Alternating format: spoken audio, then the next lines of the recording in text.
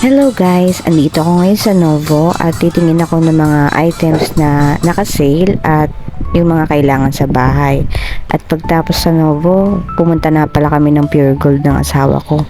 Kasi dito naisipan ko na mamimigay ng mga candies at goodies sa mga bata dun sa lugar namin. Doon lang naman sa may looban namin guys. Syempre, pag Christmas, that is the day of giving. Kaya naman naisip ko na bigyan sila kasi ang Pasko ay para sa mga bata. At nakauwi na kami. Ito na nga yung pinamili ko sa Novo. At syempre yung mga pinag-grocery ko. So yung mga nabili ko lang sa Novo ay kung ano-ano lang.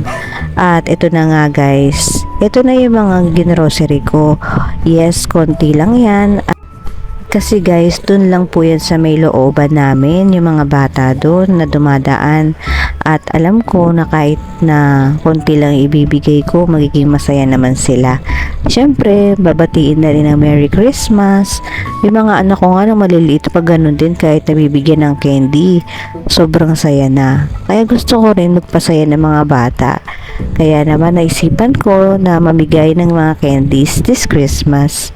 At iyan na nga kaming dalawa mag-asawa, nagtutulungan na kami na mag-unboxing ng mga candies para mailigay namin sa plastic ng yelo.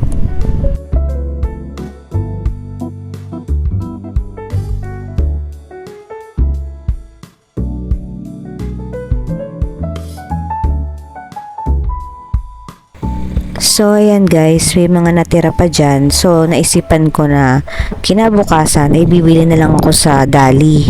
Kasi yun yung malapit sa amin.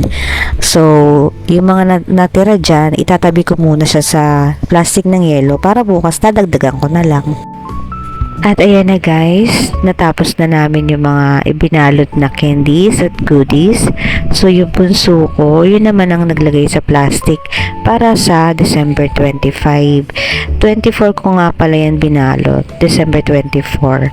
Then ayun, alam ko kinabukasan ay Pasko, kaya alam ko makakapagbigay din ako ng konting saya sa mga bata.